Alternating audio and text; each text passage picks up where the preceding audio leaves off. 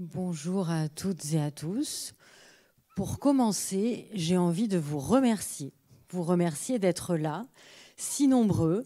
C'est vrai que quand on propose un peu un nouveau format ou une nouvelle chose, on est toujours un peu inquiet que le public n'y réponde pas. Et là, vous y répondez. Donc, merci beaucoup à vous. Nous sommes donc très heureux de vous proposer cette année une série de conférences données par un même chercheur, un même penseur. L'idée était de lui proposer d'éclairer les problématiques de notre monde contemporain à travers ces sujets de recherche.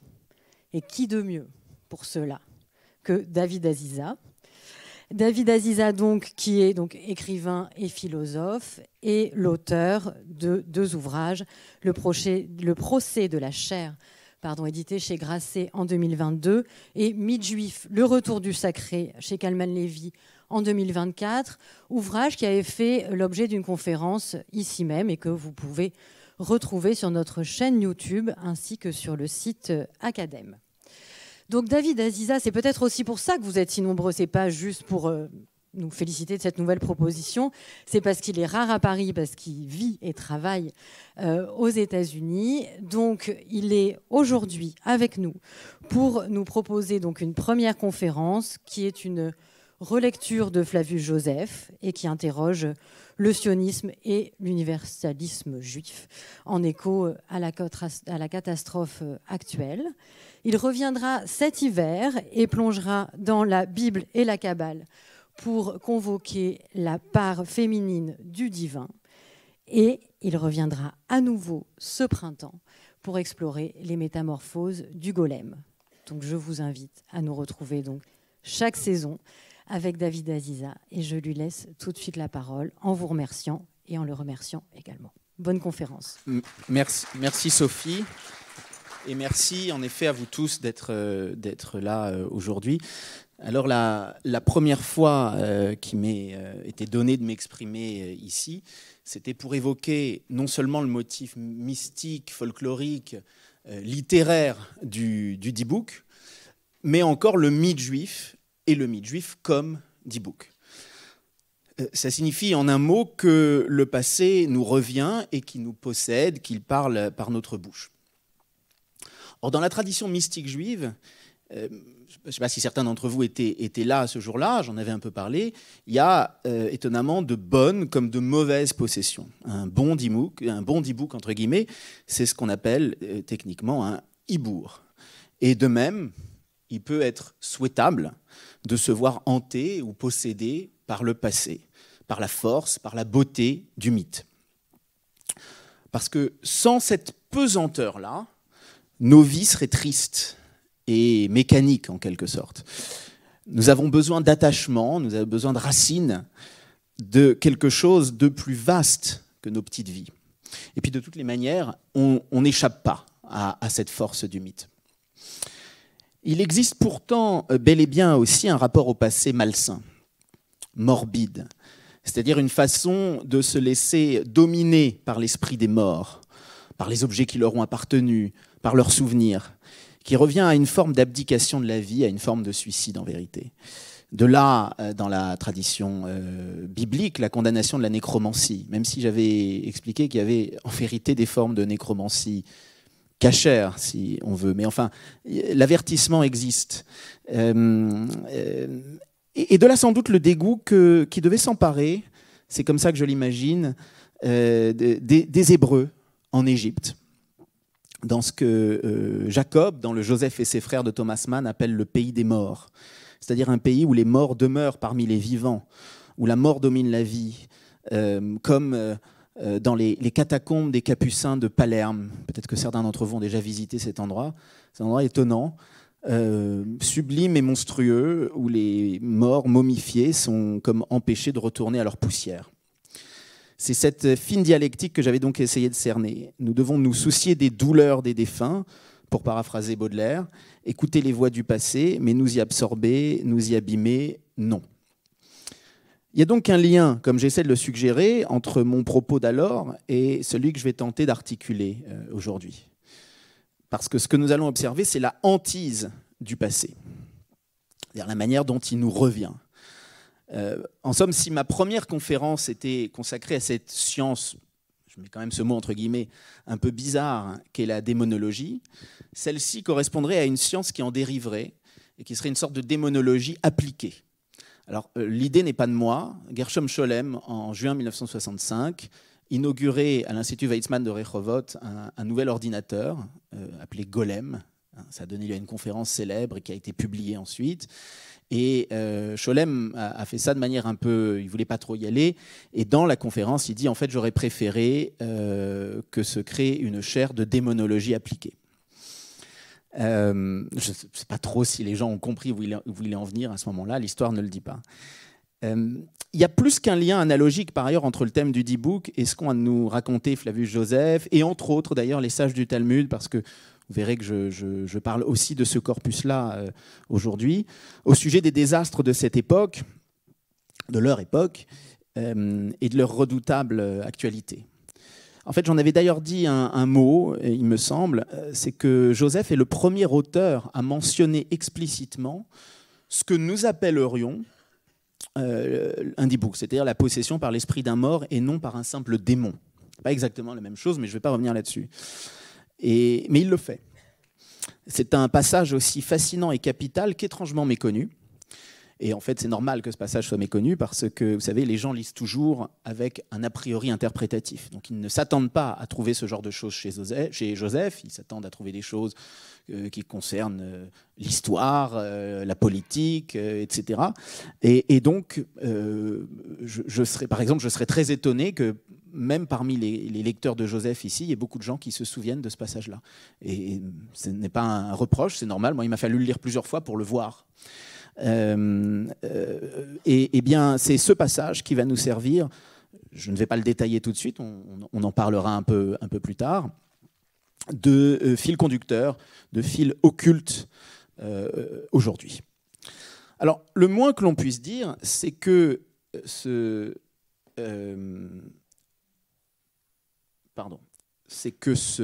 Yosef ben Matityahu, Joseph fils de Matthieu ou Matthias, ça n'est pas un personnage très sympathique. Traître aux yeux de beaucoup, et c'est un jugement en partie justifié, en tout cas lui a essayé de s'en justifier toute sa vie, c'est d'abord, à n'en pas douter, un mégalomane. C'est quelqu'un qui... c'est l'usage à l'époque, il parle de lui-même à la troisième personne dans la guerre des Juifs. Jules César fait la même chose dans la guerre des Gaules, mais enfin, il parle surtout de lui-même avec beaucoup je dirais, d'amour de sa propre personne. Dans certains cas, c'est peut-être même un affabulateur. Si vous lisez un jour son autobiographie, vous y trouverez même un esprit un peu mesquin, qui cherche à se grandir dans ce texte, et comme d'ailleurs dans la guerre des Juifs, et on arrive plus d'une fois, c'est logique, c'est comme ça que ça se passe quand on essaie de se grandir aux yeux des autres, au résultat inverse. Eh bien, il n'en demeure pas moins que la guerre des Juifs, qui est l'un des ouvrages les plus lus et les plus influents de toute l'Antiquité, en est aussi certainement l'un des plus beaux et l'un des plus précieux. En ce sens, moi je le comparerais à Caput de Curzio Malaparte. C'est un livre époustouflant, sublime, quoique parfaitement horrible. C'est un témoignage inouï et monstrueux, sans doute l'une des œuvres les plus belles, les plus significatives de toute la littérature du XXe siècle. Et pourtant, eh bien, de la même manière, il y aurait franchement beaucoup à dire, à la fois sur l'honnêteté de Malaparte comme témoin dans ce livre, et puis sur la personnalité même de Malaparte, qui est même certainement pire que celle de Joseph. Bon, l'homme et l'œuvre, mais là, le problème, c'est qu'on parle d'hommes qui sont liés intimement à leurs œuvres. Mais peu importe, en vérité. Alors, qui était Joseph ? C'était un Cohen, un prêtre héréditaire, né en l'an 37 de notre ère, première année du règne de Caligula. Moi, Yosef, c'est ce qu'il écrit dans le préambule de sa guerre des Juifs, je suis la traduction de Théodore Reynac à quelques détails près, notamment en réhébraïsant ce nom, parce que c'est comme ça qu'il s'appelait. Moi, Yosef, fils de Matityahu, hébreu de naissance, Cohen, originaire de Jérusalem, qui au début et moi-même pris part à la guerre contre les Romains et par la suite a été contraint d'assister aux événements. Manière élégante, ou peut-être hypocrite, de suggérer qu'il a retourné sa veste, ralliant ses anciens ennemis. Il n'en demeure pas moins que ces quelques mots par lesquels s'ouvre la guerre des Juifs sonnent à nos oreilles avec une puissance extraordinaire. C'est vraiment, je dis ça parce que c'est un peu d'actualité, la puissance d'un chauffard. C'est une proclamation venue du fond des âges, de la plus grande fierté juive, mêlée en même temps à la plus grande ambivalence. Yosef, donc, d'où Joseph, que le français orthographie de cette façon étrange pour le différencier du Joseph biblique, comme vous le savez peut-être, et en fait surtout du père de Jésus. L'anglais de même utilise la forme latine, Josephus. Et pourquoi Flavius ? Eh bien, c'est son nomen latin, parce que quand il rallie le Vespasien, il prend le nom de Vespasien. Vespasien s'appelait comme son fils, le fameux Titus, Titus Flavius Vespasianus. Et Joseph devient de même Titus Flavius Josephus. Voilà, c'est ce qui se passe au moment où, vous savez, il quitte la ville de Jotaphat aujourd'hui, enfin Jotapata dans les sources. Dans la guerre des Juifs, c'est la localité Jotaphat en Galilée, et qu'il s'approche de Vespasien et qu'il lui prédit l'Empire. Alors d'abord rédigée en araméen puis traduite en grec, cette guerre est divisée en 7 livres. Joseph remonte aux Asmonéens et va jusqu'au suicide collectif de Massada, en 74, semble-t-il. Alors, malheureusement, je ne peux pas résumer tout ce que dit Joseph, notamment sur les Asmonéens. Je vous renvoie à la guerre des Juifs, ou aux Antiquités juives d'ailleurs, parce qu'il le fait plus en détail. Les Asmonéens et les Hérodiens, c'est vraiment, enfin, on est entre les Atrides, Game of Thrones et Bachar el-Assad, quoi. Ce sont des gens d'une cruauté démente, y compris les Asmonéens, et j'insiste là-dessus parce que j'en reparlerai un peu tout à l'heure, extravagantes, qui n'hésitent pas à massacrer leur propre famille, leur propre peuple. Et Joseph, d'ailleurs, n'est pas économe de détails parfois atroces. Vous devez vous souvenir qu'il y a une date importante, c'est 164 avant notre ère, c'est la fameuse dédicace de l'autel, Hanoukat à Misbéar, c'est ce qui est commémoré officiellement pendant la fête de Hanouka de nos jours. En fait, la famille des Asmonéens, les Hashmonaïm, c'était une famille de Kohanim qui s'était révoltée, et qui avait conduit une révolte contre l'hellénisation forcée voulue par Antiochos IV Épiphane, le pays d'Israël étant à l'époque une province du royaume séleucide, le royaume hellénistique de Syrie. Alors, à Judas succèdent ses 2 frères, puis Judas Maccabée étant le fils du leader spirituel, du guide spirituel de cette révolte, Mattityahu. Judas meurt, je crois, en moins 160. Ses 2 frères lui succèdent, puis le fils du dernier frère, qui s'appelle Yohanan Horkanos, Jean. Yohanan, c'est Jean, Hircan. Alors, un mot quand même sur Jean Hircan. C'est un personnage très important parce que, pour la suite des événements, parce que Jean Hircan va convertir de force toute une population. C'est le seul cas, semble-t-il, dans l'histoire juive, d'une telle conversion de masse et forcée. Il s'agit des Iduméens, des Édomites, qui sont ces gens qui habitent dans le sud de la Jordanie actuelle, et que la Bible, d'ailleurs, nous présente comme le peuple jumeau, le peuple frère d'Israël. Les Asmonéens, ça ne vous aura pas échappé, vont donc régner en tant que Kohanim. Et si vous êtes familier de la loi juive, c'est une aberration, en vérité, du point de vue de la loi et de la tradition juive. C'est la première fois qu'on a une véritable théocratie dans le judaïsme, c'est-à-dire des prêtres rois. Alors, pour être tout à fait exact, c'est le fils de Jean Hircan, Aristobule, qui, comme dit Joseph, ceint le diadème, c'est-à-dire la couronne des rois hellénisés. Donc, il semble que ce soit lui le premier roi asmonéen. Aristobule, qui est d'ailleurs l'un des plus cruels, qui tue ses frères, tue sa mère en la faisant mourir de faim dans une prison. Enfin, c'est absolument, je crois qu'extravagant ou dément est le mot approprié. L'un de ses frères va lui succéder, puis la femme des deux frères, parce qu'elle les a épousés les deux successivement, Salomé Alexandra, c'est la seule reine de l'histoire juive à proprement parler. C'est la seule femme qui est vraiment régnée en tant que telle. Et par ailleurs, c'est le seul personnage à peu près décent de cette dynastie. À sa mort, il y a une querelle entre ses deux fils qui se disputent le trône, Hircan II et Aristobule, qui serait Aristobule II, sauf qu'en fait, il ne règne pas. Et c'est Pompée qui va les départager, le fameux général Pompée, qui à ce moment-là, on est en 63 avant notre ère, se trouve à Damas, occupé à faire de la Syrie une province romaine. Il vient de déposer le dernier roi séleucide. Voilà. Alors,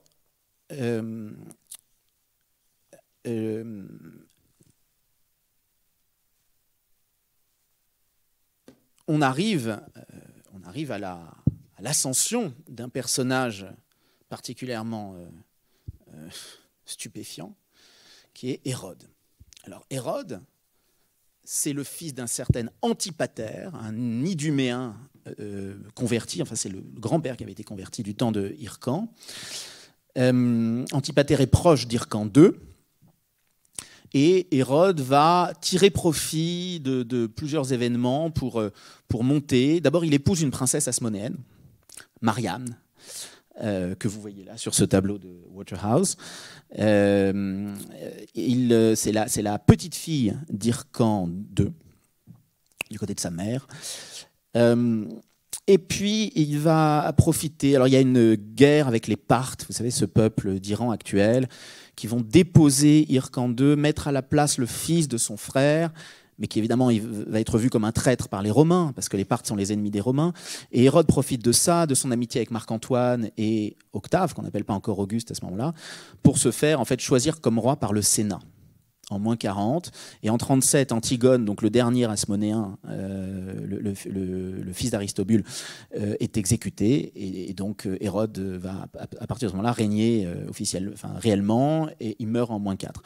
Alors Hérode, évidemment, son nom est synonyme de cruauté, de folie furieuse, de corruption, de paradoxe aussi. Alors par exemple, cette femme, Mariamne, il en était fou amoureux.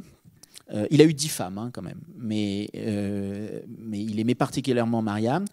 Ça ne l'a pas empêché de la faire tuer.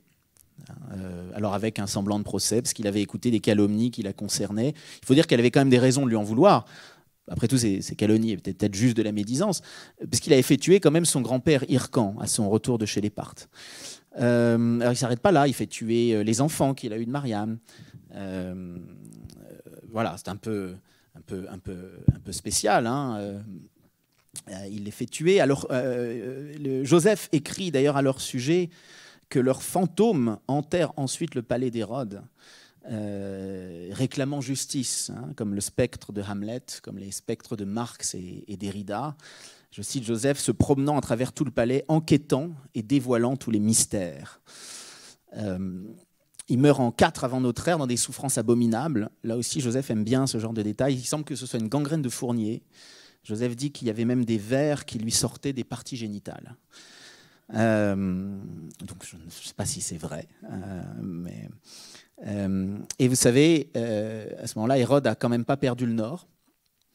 Il était un peu triste de se dire que les Juifs n'allaient pas pleurer à sa mort. Donc qu'est-ce qu'il a eu l'idée de faire ? Il a eu l'idée de massacrer tous les rabbins pour qu'au moins les gens pleurent un peu à sa mort. Et cet ordre-là n'a pas été exécuté, mais je crois que son dernier ordre a consisté à faire exécuter Antipater, son fils d'un premier lit, qui était responsable de la mort des 2 autres fils. Entre parenthèses, sur Mariamne, il y a une pièce de théâtre absolument extraordinaire, malheureusement peu connue, je trouve, qui est La Marianne de Tristan l'Hermite. C'est vraiment le chef-d'œuvre du théâtre baroque en France, 1636, je crois, que je recommande de lire ou de voir si jamais elle est jouée. Alors, j'ai dit un personnage paradoxal parce que Hérode, bon, d'abord, il a des relations compliquées, comme vous voyez, avec les gens, notamment les gens de sa famille. Et en même temps, il leur construit des monuments après leur mort. Enfin, et en même temps, par exemple, en tant que juif, c'est une personnalité paradoxale.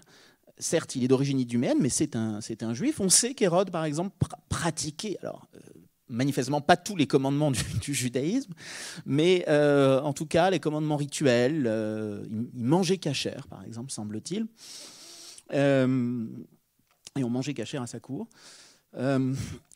Il embellit, agrandit le temple pour lui faire retrouver la superficie de l'époque du roi Salomon. Le temple si merveilleux que vante Joseph et même jusqu'aux auteurs païens de l'époque de Julien l'Empereur au IVe siècle. On se souvenait encore du temple merveilleux détruit par Titus en 70. C'est le temple d'Hérode en vérité. Mais le même Hérode, eh bien, il construit Césarée, dont le nom est un hommage à César Auguste, le premier empereur romain. Il en expulse les Juifs, parce qu'il y avait quand même des Juifs là, et puis il y instaure surtout un culte idolâtre, le culte de l'empereur, qui est vraiment le culte idolâtre par excellence. Donc personnage assez paradoxal en effet. À sa mort, son fils Archélaos lui succède. Le royaume se retrouve divisé. Archélaos devient ethnarque de Judée, de Samarie et d'Idumée, le pays d'origine donc des Hérodiens. Hérode Antipas récupère la Galilée et la Pérée, c'est-à-dire Galaad, Gilad en hébreu biblique. Et il y a Hérode Philippe qui récupère le Golan, et quelques provinces aussi en Syrie, au Liban actuel. C'est, vous savez, l'histoire de Salomé, d'Hérodiade. En fait, Hérodiade était la femme d'Hérode Philippe, puis d'Hérode Antipas, ce qui a provoqué la colère de Jean le Baptiste. Donc la fameuse histoire...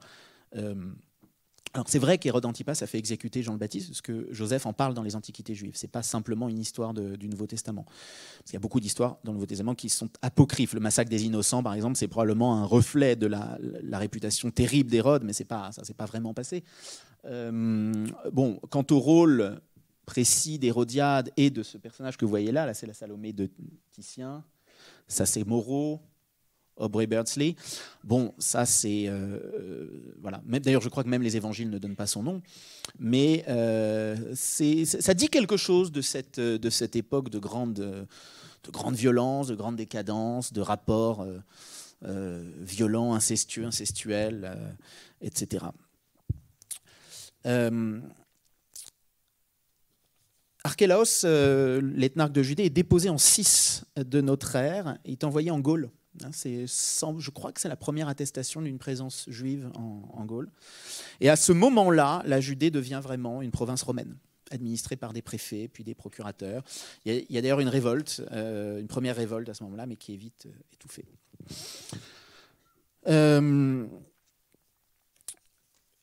Sur le trône occupé par Archélaos monte un avant-dernier hérodien, le petit-fils d'Hérode le Grand, le fils de son fils Aristobule, qui est l'un de ceux qui l'avait fait tuer.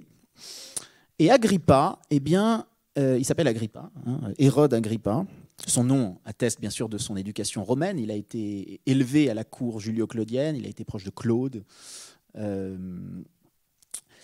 de Caligula, etc., et d'un certain Agrippa dont il a le nom. Alors c'est le seul qui soit quelqu'un de bien dans toute cette histoire terrible, cette famille complètement dysfonctionnelle. On a à la fois le Talmud et Flavius Joseph qui nous en disent du bien, ce qui est quand même plutôt bon signe. Il y a un texte assez touchant d'ailleurs dans le Talmud, traité Sota. Agrippa écoutait un Shabbat la lecture de la Torah. C'est une paracha qui a été lue récemment d'ailleurs, où il est dit qu'un étranger ne peut pas régner sur le peuple juif. Ce qui d'ailleurs est assez logique.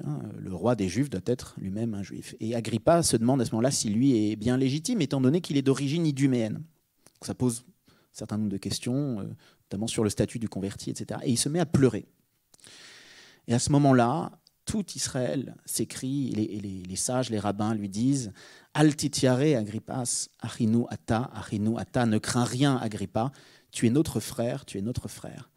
Alors, je ne sais pas si cette histoire est vraiment historique, factuelle, mais elle dit quelque chose, là aussi, de la réputation, de douceur, de piété, d'humilité qu'avait cet homme-là. Quand il meurt, c'est son fils Agrippa II qui lui succède, et c'est sous Agrippa II qu'est déclenchée, en 66 de notre ère, la révolte.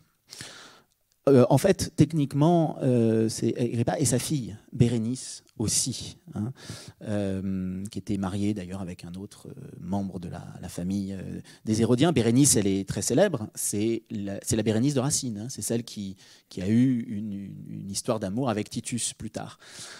Joseph ne parle pas de ça, en revanche, il l'a décrit comme une femme d'une grande piété.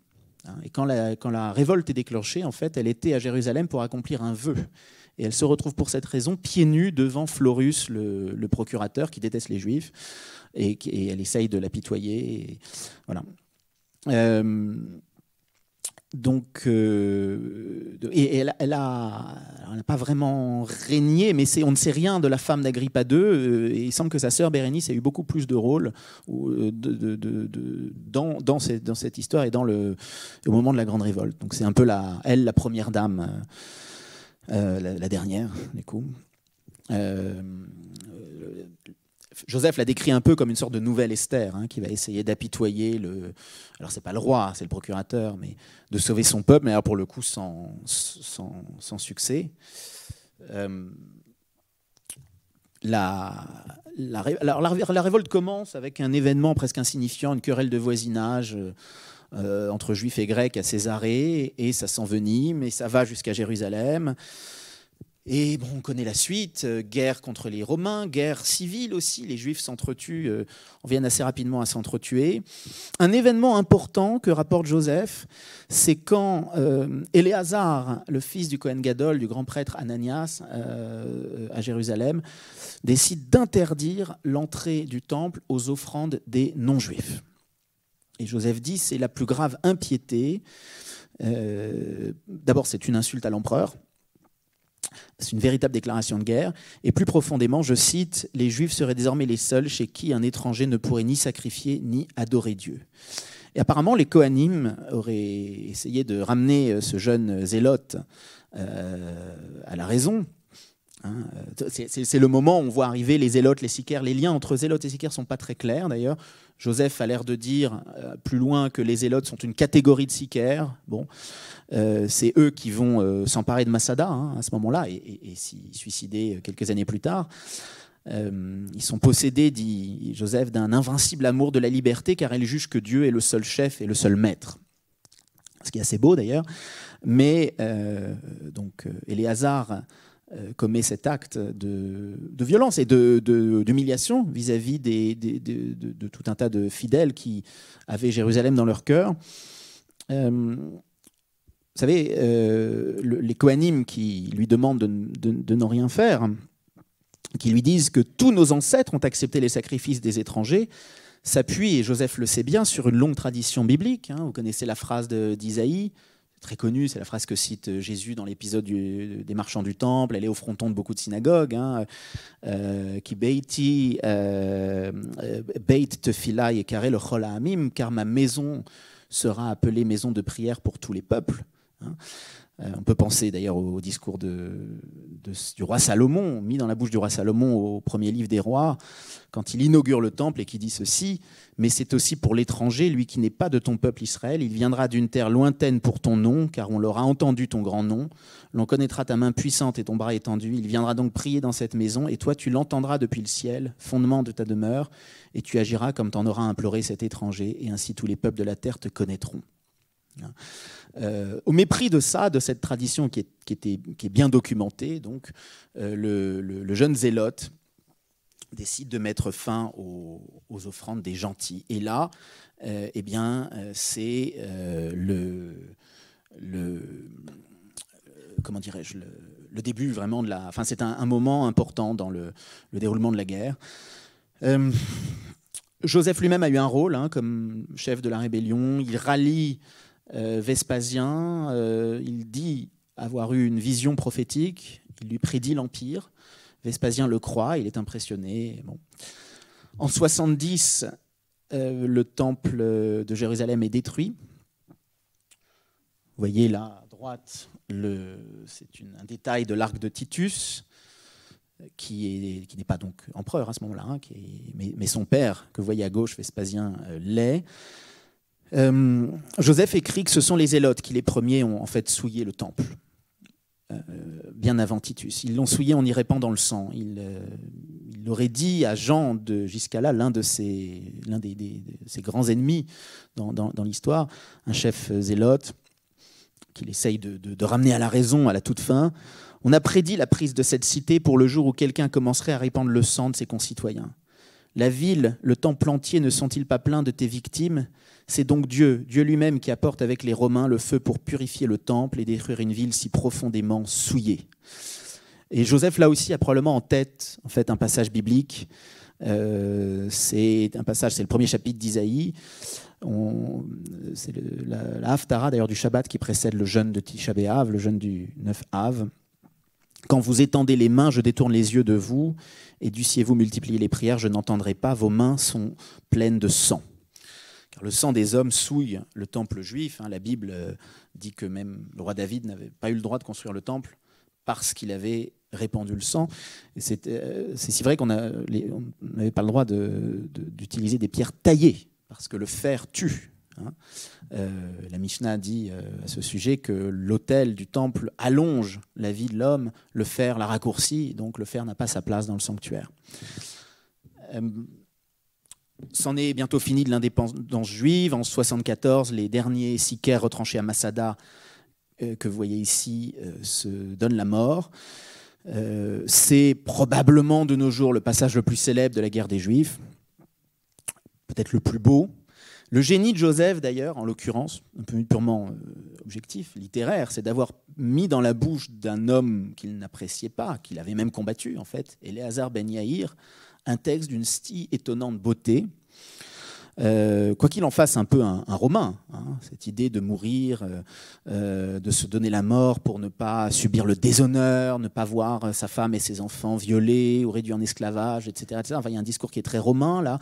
Grec même, il y a des échos à la philosophie de Platon dans ce texte. Il parle d'immortalité, de réincarnation. Il dit que la mort n'est qu'un sommeil.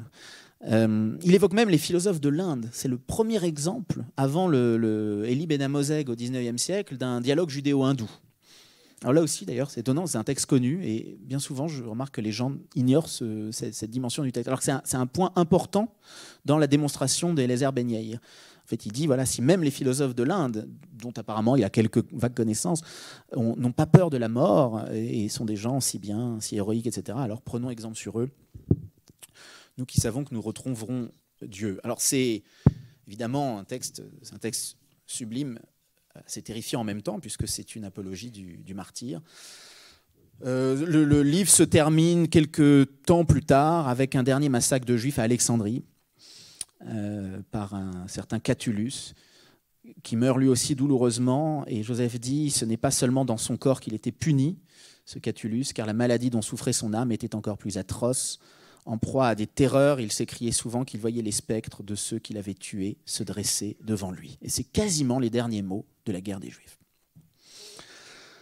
Alors, Joseph, au début de la guerre des Juifs, il imite Thucydide, vous savez, les premiers mots font écho à la guerre du Péloponnèse. La guerre que les Juifs engagèrent contre les Romains est la plus considérable, non seulement de ce siècle, etc., etc. Il sait ce qu'il fait à ce moment-là. Il sait que son récit a déjà rang de mythe. D'ailleurs, Joseph a écrit une mythologie parce que c'est d'abord à travers les lunettes d'un mythe préexistant que lui-même perçoit les événements. Je vais vous donner un exemple. Il raconte à un moment qu'il y a une femme, pendant le siège de Jérusalem, il y a eu une famine, qui a mangé son propre enfant. Alors, cette histoire s'est peut-être produite, mais ça fait écho évidemment à un passage de la Bible, dans les Lamentations de Jérémie. Yedé Nashim Rachamaniot, Bishlou Yaldehen, les mains de pitoyables femmes ont mis à cuire leurs enfants. Hayou levarot lamo beshever bat ami, tel est le désastre de mon peuple. On mis à cuire leurs enfants pour s'en nourrir, tel est le désastre de mon peuple.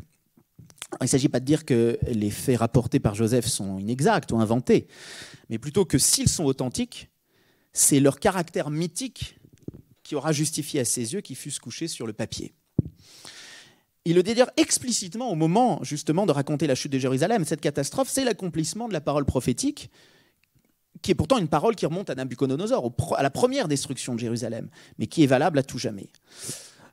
Alors, de même, l'Hérode de Joseph est une figure mythique qui répète certaines figures bibliques, notamment Akab, le mauvais roi proverbial.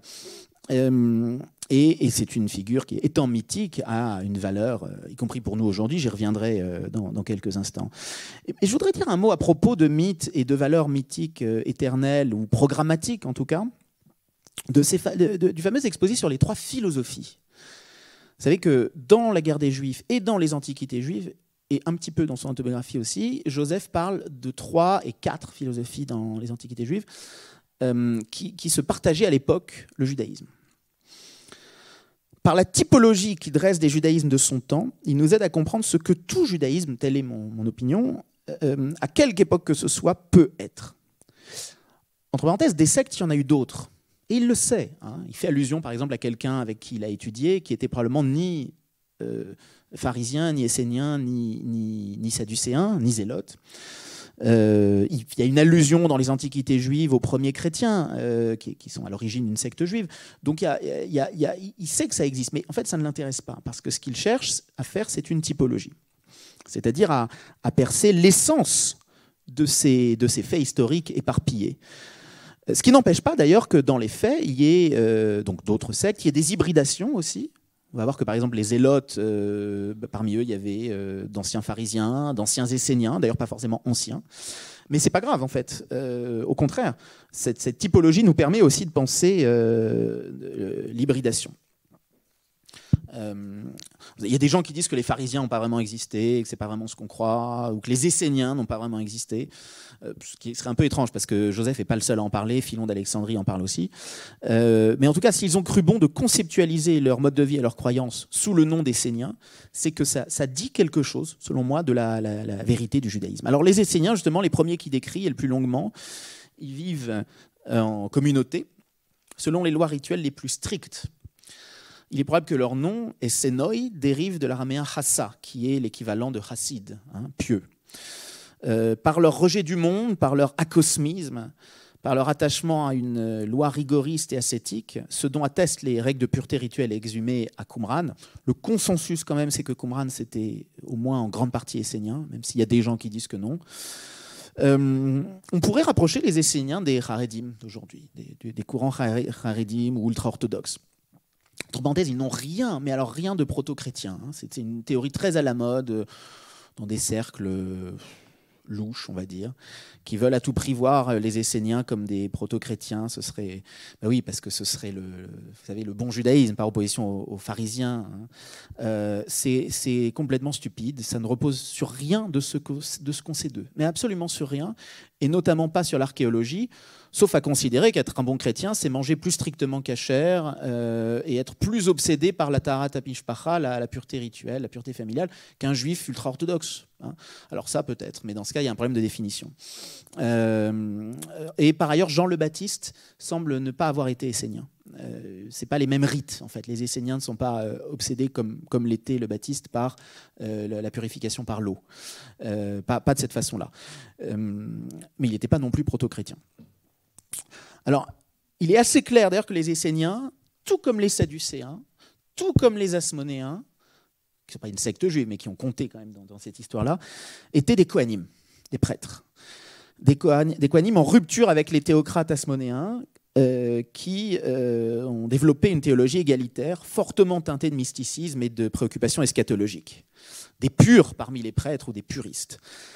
Si la Kabbale dérive comme le pense un Hillel, un Mopsik, un Yehuda Libes, un Benjamin Sommer, de la théologie des prêtres de la Bible, des Kohanim, de la théologie sacerdotale, du Lévitique en somme, qui pourtant n'a pas l'air d'être un livre très théologique, mais qui l'est entre les lignes, alors les Esséniens doivent être considérés comme l'un des relais de cette théologie, c'est-à-dire l'un des moments où se seront cristallisés ces enseignements secrets. Ils sont fortement marqués par la littérature apocalyptique, quoique dans leur cas, Joseph n'en parle pas. Je ne sais pas si vous connaissez un texte d'un grand historien du judaïsme italien qui s'appelait Arnaldo Momigliano. Il a écrit un texte sur Joseph qui s'appelle « Ce que Joseph n'a pas vu ». C'est l'émergence de la synagogue comme unité structurelle de la communauté juive et la littérature apocalyptique. Alors, en fait, ce n'est pas tout à fait vrai qu'il ne l'a pas vu, puisque les zélotes sont obsédés par la fin des temps. Mais il n'en parle pas s'agissant des Esséniens. Alors que pour le coup, en vérité, on sait que les Esséniens étaient très fortement intéressés par ces questions. Par ailleurs, j'ai dit Haredim, ultra-orthodoxes, mais par leur tendance mystique, par leur communisme, par leur rejet profond de l'esclavage, par exemple, ils pourraient avoir inspiré, mais alors à la manière d'une hantise dérinienne, pas d'une influence directe. Vous savez, les tentatives contemporaines, notamment en Amérique, et sur le spectre juif, au bord apparemment le plus opposé à l'ultra-orthodoxie, de rendre au judaïsme sa dimension spirituelle. Ou même déjà, il y a plus de 2 siècles, le chassidisme, et le chassidisme originel, qui n'est pas le chassidisme, disons, haredi d'aujourd'hui. D'ailleurs, ces 2 aspects, on va dire ultra-orthodoxie et renouveau spirituel, ne s'excluent pas absolument. La preuve, d'ailleurs, c'est que les chassidim, malgré tout, ont toujours été très attachés à la halakha.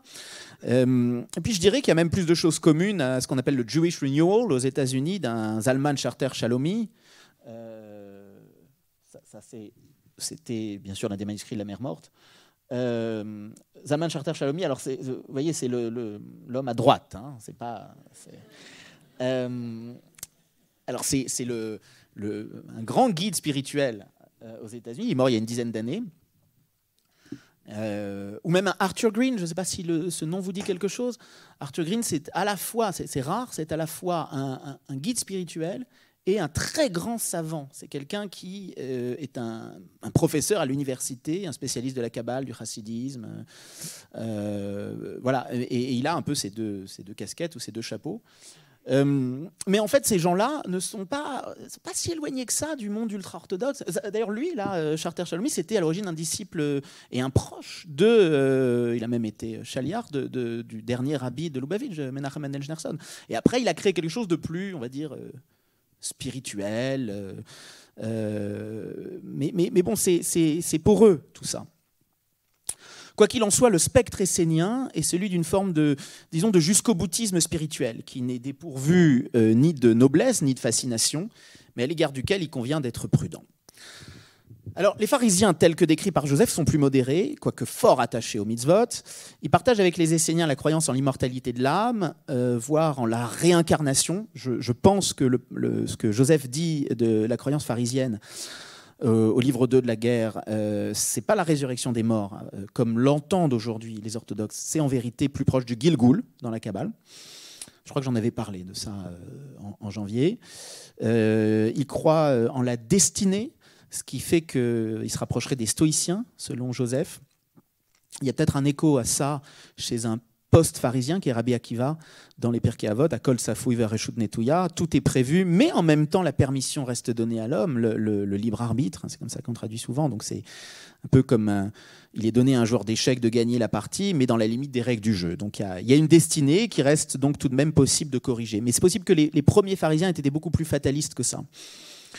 L'idéal pharisien est devenu celui du judaïsme rabbinique, à savoir celui d'être, je cite Joseph, les interprètes exacts des lois. C'est le mot exegeistai qui est remarquable ici, verbe qu'on traduit dans ce contexte par un substantif. Interpréter, lire, décrire en interprétant, raconter, expliquer. C'est apparemment le sens du verbe parash qu'a donné les perushim, les pharisiens. La loi pharisienne est rigoureuse, mais elle n'est pas rigide. Les pharisiens sont ici présentés comme les héritiers d'une tradition d'interprétation, c'est-à-dire ce qu'on appelle une tradition herméneutique. Il s'agit bien sûr de la loi orale.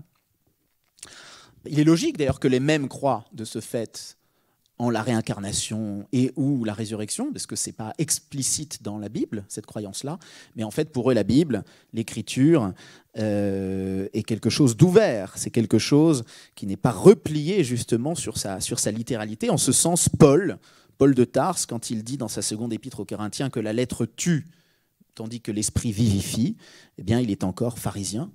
Et vous savez qu'historiquement, c'est vrai. Hein. Essénien, pas du tout. Pas du tout. En revanche, Paul, il a étudié, comme il le dit dans les Actes des Apôtres, au pied de Rabban Gamaliel. Ce qui fait que ça fait de Rabban Gamaliel le seul sage du Talmud qui soit cité aussi dans le Nouveau Testament. Hein. C'était le maître de Paul. Et Paul et son disciple, on va dire, rebelle... renégat, je ne sais pas, apostat ou tout simplement très radical, mais il est encore pharisien quand il dit ça. On a pu comprendre le mot parash d'une autre manière, parce que ça a deux sens en fait, se séparer. Et en fait, c'est peut-être le danger lancinant du pharisaïsme, c'est-à-dire son sous-sens, si j'ose dire, parfaitement opposé au rôle d'interprète populaire qu'il se donnait, parce que par ailleurs, les pharisiens étaient populaires, voire populistes. On se souvient que Hillel l'Ancien fait allusion à ce sens du verbe et peut-être en fait à cette tendance de certains de ses compagnons ou rivaux pharisiens, peut-être à Shammai, qu'il critique donc, lorsqu'il recommande à ses disciples, c'est cité dans les Pirkei Avot, de ne pas se séparer de la communauté. Al tifrosh minat tzibur, ve'al ta'amin be'atzmecha ad yom motra, ve'al tadin et chavercha ad shetagia limkomo. Ne te sépare pas de la communauté, ne te fais pas trop confiance jusqu'au jour de ta mort, ne juge pas ton prochain avant d'avoir été à sa place. Hillel est pharisien, mais il est l'un de ceux qui interprètent, non pas de ceux qui vivent séparés. Cette tendance à la séparation, c'est un peu, on pourrait dire, c'est peut-être une sorte de tendance essénienne au sein du pharisaïsme, qui peut ressurgir, qui peut vampiriser la tendance pharisienne, qui peut être son aiguillon. Le pharisien, souvent, écoute le candidaton de l'essénien. Vous savez, un peu comme Léon Blum disait aux socialistes de ne pas écouter le candidaton des communistes après la guerre. Il y a toujours cette tendance à vouloir épouser le camp de la pureté. Et ça, on le voit encore de nos jours. Si les pharisiens correspondent, on va dire, à ce que serait un judaïsme centriste, traditionnaliste, conservative, comme on dit en anglais, massorti, ou modern orthodoxe, eh bien, on a vu récemment, notamment au sein du bastion de la moderne orthodoxie américaine, à Yeshiva University, ou dans le contexte du sionisme religieux en Israël, on a vu une tendance au rigorisme se faire jour, comme si on écoutait le candidaton des Esséniens d'aujourd'hui, dans la pire acception en tout cas de ce terme d'Essénien, que seraient les ultra-orthodoxes. Mais plus que le spectre de la séparation, celui de la littéralité entre le judaïsme. C'est ce que j'appellerais le sadducéisme. Les Sadducéens de Joseph sont assez philosophes, contrairement à ce que les évangiles et le Talmud nous disent. On apprend même qu'ils disputent contre leur maître. Mais il y a un point commun entre tous ces portraits qu'on nous fait des Sadducéens, c'est leur matérialisme. Leur souci consiste à n'observer rien d'autre que les lois, dit Joseph. Ils sont proches du pouvoir. Et d'ailleurs, ils ne sont pas intéressés par l'au-delà, ils ne croient pas que l'âme survive. Ce qui est peut-être lié à un positionnement philosophique. Mais surtout, ils sont profondément matérialistes, à tous les sens de ce terme. Si le pharisaïsme tend à s'ossifier en une orthodoxie hautaine, voire à mimer l'ultra-orthodoxie des Esséniens, le sadducéisme, lui, c'est le type du judaïsme orthopraxe. Il y a un texte de Buber, Martin Buber, qui date de 1919, où il s'adressait aux religieux allemands, conventionnels et un peu embourgeoisés, disons, pour lesquels, je paraphrase Buber, la création, ayant eu lieu une fois pour toutes, avait pour ainsi dire cessé d'être mythe. Tandis que pour les éléments plus imprégnés de vitalité de la communauté juive, les Ostjuden, les Sfaradim, donc le grand modèle de Buber, c'est les Ostjuden, lui-même il venait de Galicie, Dieu, selon les mots sublimes de la prière du matin, Mechadesh bechol yom tamin maaseh bereshit, renouvelle chaque jour l'œuvre de création. Les bourgeois de Buber, ce sont les Sadducéens de Joseph, grosso modo. En somme, et pour conclure sur ce point, Joseph nous livre un programme nous indiquant entre les lignes comment affronter le processus d'ossification. Comment ? Eh bien, en faisant se corriger les unes les autres ces tendances. Parce qu'elles ont toutes une potentialité de grandeur, de beauté, de rédemption, et toutes une potentialité d'ossification, mais elles peuvent effectivement se corriger. La quatrième philosophie, c'est la seule qui soit explicitement revendiquée par certains juifs contemporains. C'est-à-dire, vous n'avez pas, bon, c'est pas tout à fait vrai. On entend parfois dire nous sommes des pharisiens, nous sommes les héritiers du pharisaïsme, ce qui est en partie vrai, hein, mais moins. Vous avez une tendance qui est effectivement qui a été revendiquée au XXe siècle. Qui est celle de la quatrième philosophie. Hein. Significativement, le Talmud réserve le terme de Kanaïm, zélé ou zélote, à une catégorie anhistorique. Hein. Kanaïm pogim bo, les zélotes peuvent ou doivent, peut-être risquent, dans certains cas, de frapper le pécheur sans autre forme de procès. Mais quand il s'agit des zélotes historiques, hein, zélotes en grec, ceux dont parle Joseph, qu'il n'appelle d'ailleurs jamais comme ça lui-même, parce que ça fait justement écho au refus du Talmud de les appeler ainsi, ce serait trop les valoriser. Est-ce que vous savez comment le Talmud les désigne? Eh bien, il les appelle des birionim. Et les birionim, ça veut dire des bandits, des voyous, des hooligans, des brigands, des terroristes. Et c'est comme ça que le Talmud appelle les sicaires et les zélotes historiques, ceux de la révolte de 66. En somme, là-dessus, il y a accord complet entre la tradition rabbinique et Flavius Joseph. Étonnamment, le mot ne s'en voit pas moins revendiqué par le poète Uri Tzvi Greenberg, par ailleurs l'un des plus grands poètes de la langue hébraïque moderne, qui en appelait à un judaïsme sauvage et primitif, violent, amoral. Et sous son égide est créée en 1931 une organisation sioniste et fasciste qui s'appelle le Berit Haberionim, c'est-à-dire littéralement l'alliance des voyous. Certains de ces birionim étant devenus plus tard des membres du groupe Stern et de l'Irgun. C'est pas la même chose, hein, mais certains d'entre eux, oui. Ceux d'aujourd'hui, par leur vernis religieux, les birionim d'alors n'étaient pas religieux. Hein, c'était dans les années 30, la droite, l'extrême droite en l'occurrence sioniste, n'était pas religieuse. Elle était même en fait profondément athée, païenne, néo-païenne, tout ce que vous voulez, nietzschéenne, mais n'était pas religieuse. Ceux d'aujourd'hui ressusciteraient plus parfaitement la quatrième philosophie puisqu'ils ont ce vernis religieux. Le kahanisme est une forme de néo-zélotisme qui est né dans les quartiers populaires de Brooklyn, connu d'ailleurs avant Kahana et indépendamment du sionisme pour ses tough Jews, hein, vous avez entendu parler de ça, la mafia juive, entre autres, c'est pas que ça d'ailleurs les tough Jews. C'est un judaïsme de la rue, des coups. Et il en va de même pour le néo-kahanisme, c'est-à-dire la forme israélienne qui a pris ce mouvement et qui est maintenant, si je peux me permettre de le dire ainsi, au pouvoir dans ce pays, au moins sous la figure de certains ministres. Mais revient tout de même, vernis ou essence, par-delà le sécularisme des premiers biryonimes modernes, une aspiration eschatologique qui n'est pas sans rappeler à la fois les biryonimes de 66 et la première philosophie, celle des Esséniens, dont certains, on le sait aujourd'hui, se sont faits zélotes, de même que certains haredim deviennent kahanistes ou apparentés.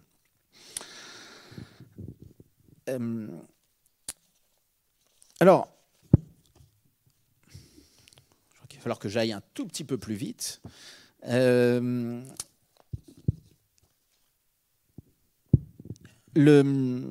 Tout ça, d'ailleurs, désigne, enfin, ou renvoie ce que j'ai dit, que les Esséniens, comme les Sadducéens, comme les Asmonéens, étaient des Kohanim.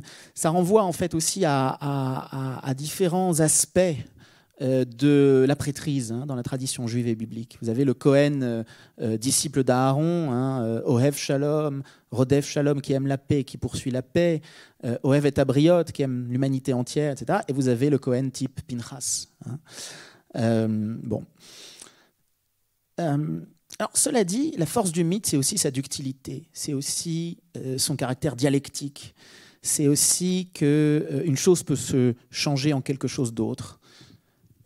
Quand on lit ce que dit Joseph des Zélotes, parfois on pense non pas à l'extrême droite juive d'aujourd'hui, mais carrément au Hamas.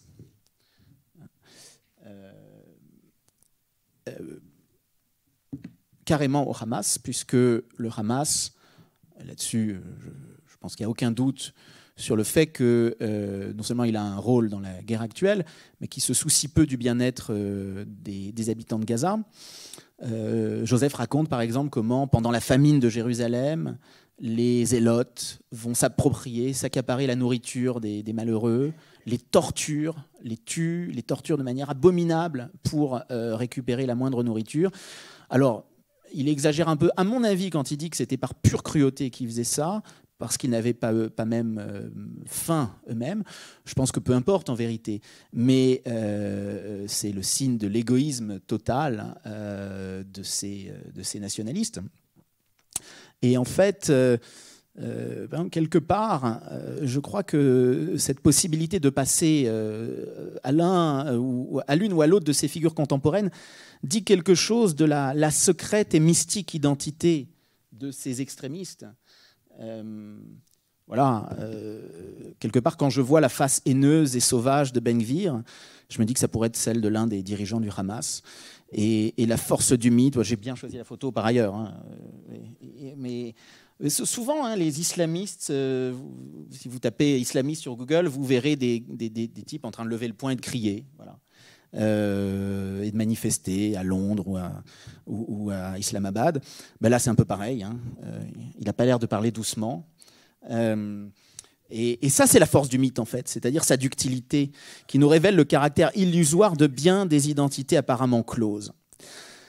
Et alors, Hérode, dans tout ça, est-ce qu'il n'est pas possible de déceler en Netanyahou le Gilgoul, la réincarnation de ce monarque cynique, corrompu et cruel? Le culte idolâtre qu'Hérode instaure à Césarée me rappelle, moi, ce jour de honte où, lors de l'inauguration de l'ambassade américaine à Jérusalem, c'est pas ça qui est honteux. Ce qui est honteux, c'est que les missionnaires évangéliques de Trump ont évoqué leur Messie, que les Juifs, pendant 2000 ans, ont préféré mourir plutôt que de reconnaître comme Messie. Et vous aviez Netanyahou, ses ministres, ces faux prophètes qui ne sont plus comme les faux prophètes du temps d'Akab, qui ont des chapeaux et des péotes, ne pas sciller. Voilà. C'est-à-dire que là, on a vraiment un sacrifice, à mon sens, de l'essence de la Torah sur l'autel de la politique. Et ça, c'est Césarée, c'est la Césarée d'Hérode. Alors cette scène, si vous vous demandez où vous pouvez la voir, on la voit dans un film documentaire qui s'appelle Till Kingdom Come. Et vous entendez littéralement ce que je viens de vous dire là, sans même parler des discours antisémites. Et vous avez aussi des rabbins, grands professionnels de l'amitié judéo-chrétienne. C'est bien l'amitié judéo-chrétienne, mais de là à accepter l'antisémitisme pour une alliance politique, j'en suis pas tout à fait certain. Alors, les spectres reviennent, mais ils se combattent également. Ils sont en compétition, ils cherchent à se dominer les uns les autres. D'ailleurs, selon la Kabbale laurianique, ils se divisent et se dispersent ainsi, divisés. On peut être la réincarnation de plusieurs personnes à la fois, on peut être possédé de plusieurs spectres à la fois, et réciproquement, un esprit peut hanter plusieurs personnes différentes.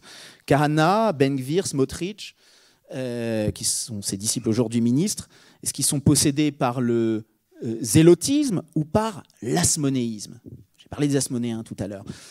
Alors, tout petit retour en arrière, lorsque Narmanide, on est en 1263, enfin ça remonte en arrière, mais c'est quand même beaucoup plus récent que les zélotes. En 1263, face au roi d'Aragon, vous savez, Narmanide a eu un débat, une disputation avec un juif apostat, Pablo Cristiani, et alors on a la dispute de Barcelone. Narmanide s'y montre d'une audace absolument extraordinaire, y compris dans sa critique du pouvoir royal du christianisme. Il leur dit notamment, vous dites que le Messie est venu, le Messie avait prédit qu'il y aurait la paix entre les peuples. La paix n'est jamais venue et vous, les chrétiens, vous adorez la guerre. Et il dit notamment, alors ça repose sur une faute, Narmanide pensait que Jésus et ses disciples avaient vécu du temps des Asmonéens. Donc sa datation est erronée. Mais c'est une erreur intéressante, parce que ça lui permet de dire que le problème du messianisme chrétien, c'est qu'il est lié au pouvoir. C'est qu'il est lié à la théocratie. Les Asmonéens ont été les premiers et seuls véritables théocrates de l'histoire juive, puisque c'était des rois prêtres. Et en fait, Narmanide dit ça, c'est le problème du christianisme, c'est le péché originel du christianisme. C'est d'être un messianisme hasmonéen. Eh bien, de nos jours, il y a bien des messianistes juifs qui semblent s'être appropriés ce que Narmanide rejette dans le christianisme. Par leur sauvagerie urbaine et débridée, les kahanistes tiennent des zélotes, des sicaires, oui. Mais par leur fétichisme du pouvoir et leur sionisme de propriétaire, que je distingue du sionisme en général, comme par leur vernis sacerdotal et leur théocratisme, ils tiennent des hasmonéens. Donc c'est vraiment un combat de spectres, ce qu'on appelle en démonologie une psychomachie qui se joue là. Alors d'ailleurs, ça n'est pas que, il y aurait beaucoup à dire sur le fait que le fantôme théocratique précède l'entrée en scène du kahanisme, précède le millénarisme façon Gouché-Mounim. On pourrait en parler, après il y aura une séance de questions. C'est intéressant, il y a des sources à étudier là-dessus.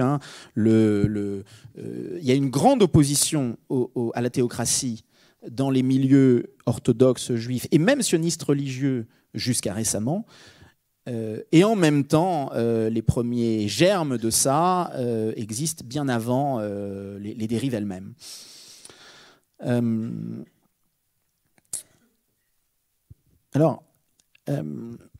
Si on ajoute à tout cela que les zélotes ont pu, pour certains d'entre eux, venir de l'essénianisme, on comprend que, de même, les kahanistes soient parfois tentés par le jusqu'au-boutisme haredi.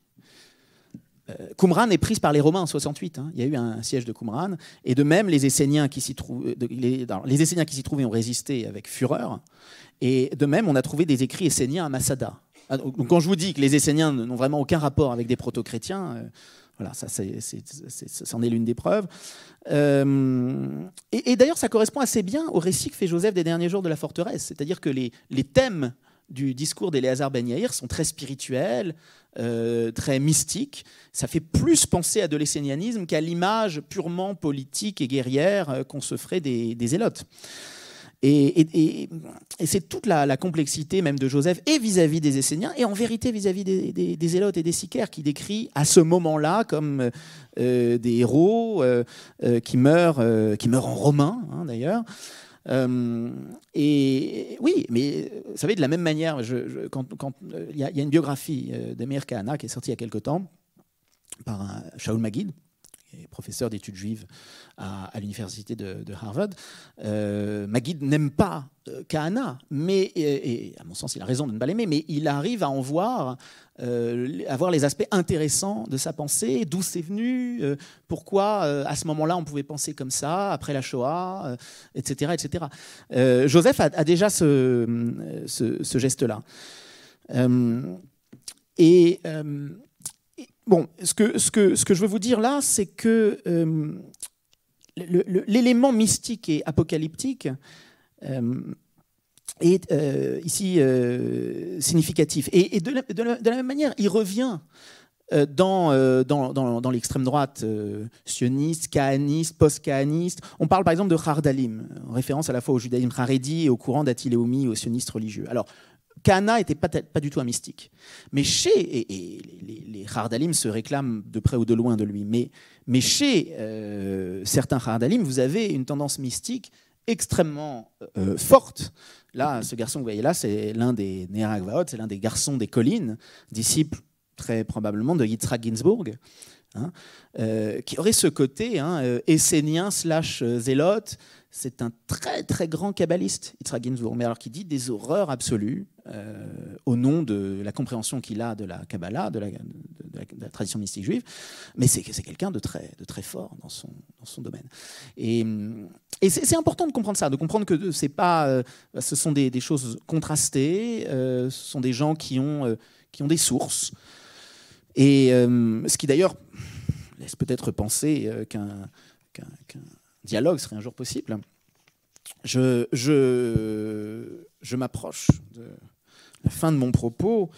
Le spectre de tous ces spectres, ce serait peut-être le spectre cananéen. Scholem, dans les années 70, se préoccupait beaucoup de la situation, craignait le Gouché-Mounim. C'est le premier à l'avoir vu, et d'ailleurs, personne n'a compris à ce moment-là de quoi il parlait. Et il dit, le Gouché-Mounim, c'est un mélange de sabbataïsme et de cananéisme. derrière tout ça, derrière ce fétichisme de la terre, ce goût du sang, des sacrifices humains, des zélotes d'il y a 2000 ans comme de ceux d'aujourd'hui, je crois qu'on a les adorateurs de Baal et de Moloch. Alors, dans cette psychomachie générale, qu'est-ce qui gagnera ? Est-ce qu'on assiste à une défaite du sionisme ? Je ne crois pas, j'espère pas. Certains disent d'ailleurs que c'est le contraire, que c'est en fait le sionisme qui s'accomplit. Je ne crois pas non plus. Mais en tout cas, on peut se demander lequel de ces spectres gagnera. Alors, Joseph a un parallèle, un double dans le Talmud, c'est Rabban Yochanan ben Zakkai, qui s'échappe de Jérusalem, qui prédit à Vespasien exactement la même chose que Joseph, en araméen dans le texte, Shlama alach malka, la paix sur toi, roi. Bon, les sages du Talmud n'ont pas forcément toujours compris les subtilités et différences entre un empereur et un roi. Et Vespasien lui dit, mais pourquoi est-ce que tu m'appelles roi ? Je ne suis pas roi. Et l'autre lui dit, mais tu vas l'être. Effectivement, on lui annonce dans la minute que les nobles de Rome l'ont choisi pour succéder à Néron. Enfin, d'ailleurs, dans la réalité, c'était Vitellius, qui était l'éphémère empereur à ce moment-là. Rabban Yochanan ben Zakkai ayant des liens avec les zélotes, puisque son neveu est un zélote. Abba Sikara, le père des Sicaires, c'est très certainement un surnom, peut-être d'ailleurs que seul le Talmud lui donne, si tant est que ce soit un personnage historique. Vespasien demande à Rabban Yochanan ben Zakkai ce qu'il peut lui donner en récompense de cet oracle, et il lui répond, la phrase est extrêmement célèbre, « Tenli Yavne vachachamea » donne-moi Yavne et ses sages. Gittin 56b, je crois. C'est-à-dire qu'à partir de ce moment-là, l'étude remplace les sacrifices. Ceux-ci devaient allonger les jours de l'homme, mais ils n'y parviennent plus. Donc il faut passer à autre chose. C'est un peu comme à la fin du 3e temple de Yishai Sari. Je ne sais pas si des gens ici ont lu ce livre. Alors c'est un spoiler pour ceux qui ne l'ont pas lu, mais le 3e temple se termine en un temple où l'on fait des sacrifices humains. En fait, il y a un moment, et c'est pas une critique du sacrifice en tant que tel. À aucun moment, d'ailleurs, les sages du Talmud ne disent ça.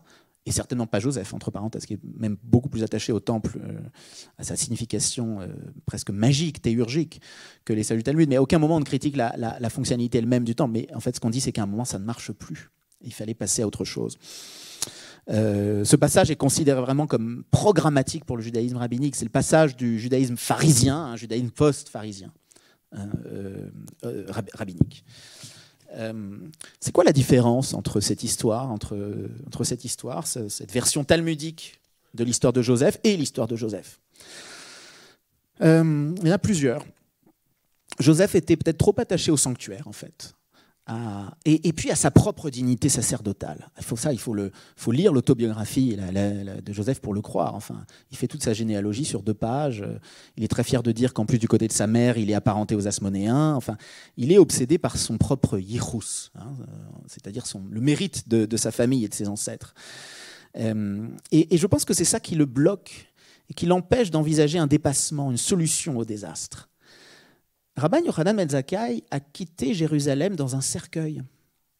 C'est la ruse qu'il a utilisée pour quitter Jérusalem, comme Edmond Dantès ou Jean Valjean dans Les Misérables.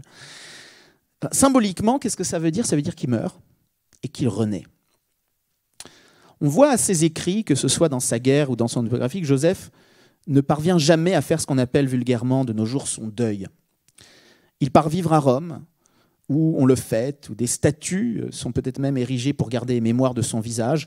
La statue que vous voyez sur la première diapositive n'est probablement pas une effigie de Joseph, mais en fait c'est possible, il y en a probablement eu quand même. Mais son cœur est resté là-bas, à Jérusalem, et même dans le temple. Il n'a pas su mourir pour mieux renaître. Yochanan si, et il a bâti Yavne. Paradoxalement, c'est ici le rabbin, en fait, qui des deux se montre le moins fidèle à une tradition ossifiée. C'est lui qui lui rend la vie qui lui manquait. Comme dit le Talmud à cet endroit-là, Hatsala Purta, un petit peu de salut. Un court passage du Talmud, Bava Metzia 30b, offre un autre parallèle intéressant à Joseph. Un autre Rabbi Yochanan d'ailleurs, Rabbi Yochanan ben Napacha, qui suggère que, je cite, Jérusalem ne fut détruite que parce qu'on y jugeait selon la justice de la Torah. C'est absolument hallucinant, cette phrase. Et c'est exactement, vous pourrez vérifier, ce que dit le Talmud en Bava Metzia 30b. Jérusalem ne fut détruite que parce qu'on y jugeait selon la stricte justice de la Torah. Que parce qu'on y avait rendu ses jugements selon la justice de la Torah, sans aller au-delà de la stricte justice, l'ifnim mishurat adin. Certaines sources halachiques voient même là une critique de la tentation théocratique. Il lui fallut d'autres tribunaux que ceux des rabbins. Et d'ailleurs, dans l'histoire juive, ça a existé, en vérité. Les Juifs ont, contrairement à ce qu'on pourrait croire, une tradition de double justice, en fait, de pluralisme juridique. Avec, je ne parle même pas de dina de malchut adina, du respect de la loi royale ou impériale, non juive, mais avec des tribunaux rabbiniques et des tribunaux de Juifs qui ne sont pas des rabbins. Paradoxalement, outre le sens de l'injustice coloniale, parce que Joseph, quand même, on peut le dire, est un peu trop admiratif des Romains, c'est une certaine autocritique juive qui manque à notre historien. Contrairement aux sages du Talmud, il croit presque être le dernier juif, le dernier vrai juif, le dernier pur. Et il n'a aucun mot de critique sur le judaïsme. Paradoxalement, ce mot de critique, on le trouve chez les sages de la tradition rabbinique. Entre les lignes, et pas tant entre les lignes que ça. Ils savent que le judaïsme n'est pas exempt de critiques, ils savent que les juifs sont justement méritants parce qu'ils sont humains, fautifs parce qu'humains, et qu'il n'est pas de meilleur juif qu'un autre. La Torah, en revanche, et on lit ça au traité Yoma, est vitale, c'est une potion de vie, mais c'est aussi parfois un poison. Et là encore, Joseph ne dirait jamais ça, mais c'est le Talmud qui le dit, Sam Mita ou Sam Chaim, une potion de mort ou de vie. Donc, voilà ce qui fait que Joseph n'a pas complètement réussi. Voilà l'échec de Joseph. Et voilà comment peut-être on peut aussi, tout en respectant les aspects enrichissants et inspirants de son programme, aller au-delà. J'en ai presque fini. Dans une lettre célèbre adressée à Franz Rosenzweig en décembre 1926, Scholem disait la Palestine mandataire, je cite, « pareil à un volcan où bouillonnerait le langage. Et cette langue-là, l'hébreu, est grosse de catastrophes à venir. » Scholem dit encore, « un jour viendra où la langue se retournera contre ceux qui la parlent. » L'hébreu, dont chaque mot est mythiquement chargé, peut sauter au visage de ses locuteurs. Joseph comme Rabban Yochanan ben Zakkai l'ont compris, chacun à sa manière. L'un est passé au grec, l'autre acclame en araméen dans le récit, certainement en grec dans la réalité, le nouvel empereur après avoir fui Jérusalem, qui est devenu la citadelle d'un hébreu mort et dangereux pour cette raison, toxique comme tout mort. Et lui-même a dû mourir à cette langue, à ce lieu, à cette ancienne vie, mais pour mieux y revenir. Je ne suis pas du tout en train de dire qu'il ne fallait pas faire renaître l'hébreu, mais il faut être dans cette tension. Scholem a écrit, entre parenthèses, en hébreu. Il a continué à écrire en allemand, mais il a aussi écrit en hébreu. La phrase « Donne-moi Yavne », c'est ça, c'est en hébreu qu'il l'a dit dans le texte. On passe à l'hébreu à ce moment-là. « Tenli Yavne vachachamea ». Scholem désigne là, en tout cas, les dangers du mythe, du passé, des morts, auxquels, encore une fois, il faut être sensible, qu'il faut garder en considération, mais avec prudence.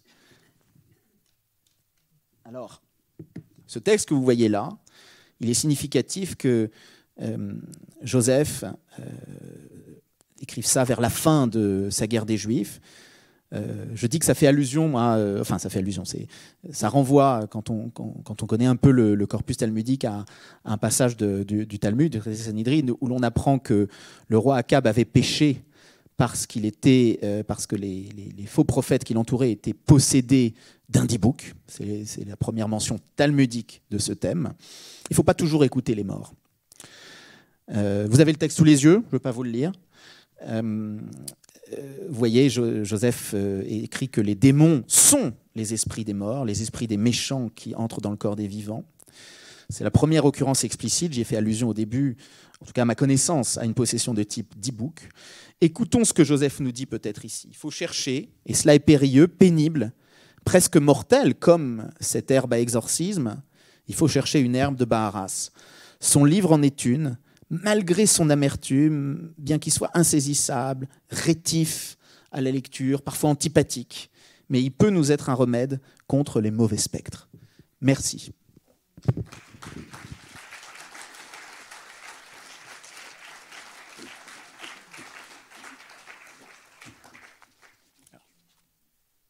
Il y a une question là-bas.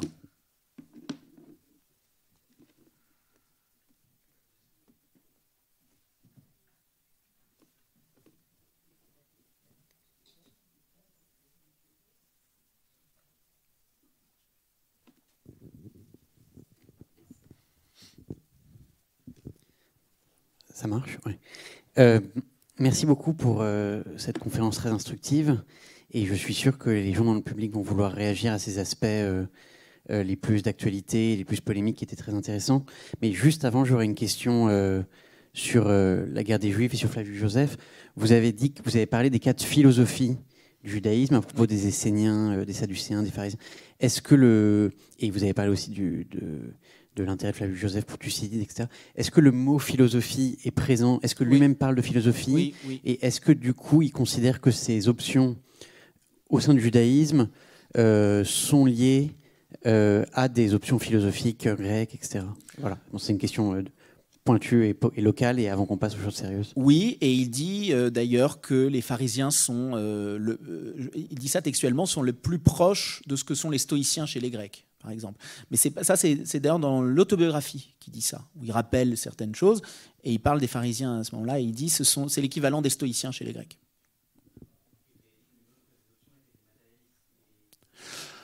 Oui, alors, on pourrait penser que les Sadducéens, qui croient que l'âme disparaît avec le corps au moment du décès, mais alors là j'imagine qu'il y a toute une littérature là-dessus que je ne connais pas, hein, mais peut-être qu'il y a eu des influences, je ne sais pas, qui sait, peut-être même épicuriennes, atomistes.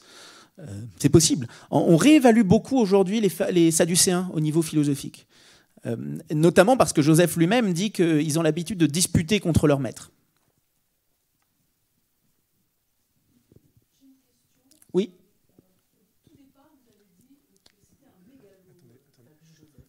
Vous avez dit que c'était un mégalo. Oui. Que c'était un affabulateur. Alors comment croire toutes les histoires qu'il raconte, par exemple, sur les Sicaires qui affament, massacrent leur peuple, etc. Un exemple. Alors, on n'a aucune preuve parallèle, par exemple, par rapport au Talmud. Alors, on a quand même... Non, mais alors, par rapport au Talmud, ça, c'est pas très grave, parce que, de toutes les manières, le Talmud est plus tardif. Beaucoup plus tardif. Enfin, ça dépend de ce que vous appelez le Talmud. Si c'est la Mishnah, c'est moins tardif, mais il y a moins de récits dans la Mishnah. Si c'est le Talmud, c'est beaucoup plus tardif. Par exemple, l'histoire de Rabban Yochanan ben Zakkai, qui est rédigée en araméen, etc., c'est certainement une histoire tardive, très tardive.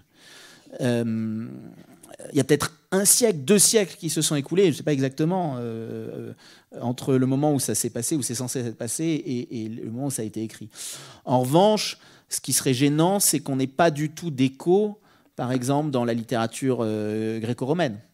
Mais on en a quand même. Hein. Tacite nous a raconté aussi à sa manière anti-juive la ruine de Jérusalem. Par ailleurs, il faut évidemment prendre avec des pincettes ce que dit Joseph. Il y a des choses. Le discours d'Éléazar ben Yaïr, qui est en l'occurrence une affabulation, mais qui est plutôt à la gloire de ses ennemis juifs, il n'a pas pu l'entendre, ce discours. C'est le discours qu'Éléazar ben Yaïr prononce devant les gens qui vont tous se donner la mort à Masada. Alors il y a quelques personnes qui ont survécu, qui ont échappé au suicide, et je crois que Joseph dit que c'est comme ça qu'on a su qu'il avait dit ça. Mais en fait, c'est très très peu probable. Pas ce discours-là. Mais de toutes les manières, la notion d'objectivité historique n'est pas la même dans l'Antiquité. C'est normal, notamment quand on est un émule de Thucydide, d'inventer des discours. Il y a une très belle et longue harangue dans la guerre des Juifs d'Agrippa II face aux Juifs révoltés en 66.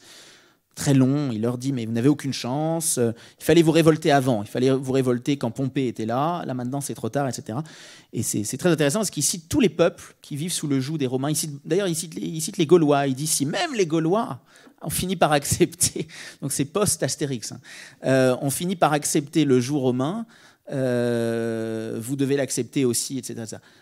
je ne crois pas qu'il ait vraiment dit ça. En plus, les conditions dans lesquelles il est censé le dire, il est sur le toit du palais des Asmonéens, une foule immense est amassée en bas, je ne sais même pas si on pouvait l'entendre vraiment. Tout ça, c'est réécrit, bien sûr. Mais pour revenir sur Flavius Joseph, puisqu'il était sous l'emprise des Romains, on peut quand même remettre en question une partie de ses témoignages. Et oui, certainement. Il faut prendre avec des pincettes un certain nombre de choses qu'il dit. Mais, vous savez, quand vous avez, mettons, un film, et que vous avez 2 magazines de ciné qui se détestent, mettons Positif et Les Cahiers du cinéma, qui disent que ce film est un navet absolu. Il y a des chances pour que ce soit vrai. Bon, les Zélotes, Flavius Joseph et le Talmud, on ne peut pas dire qu'ils se détestent, ils ne se connaissent pas. Enfin, déjà, le Talmud, ce n'est pas une personne, c'est écrit sur plusieurs siècles, etc. Mais enfin, vous voyez ce que je veux dire, la tradition rabbinique et Flavius Joseph détestent les Zélotes.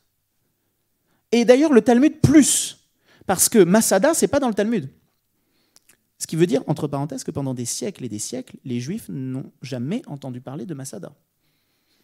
En fait, Masada revient un peu dans la mémoire juive à partir du XVIe siècle, quand les Juifs redécouvrent Joseph avec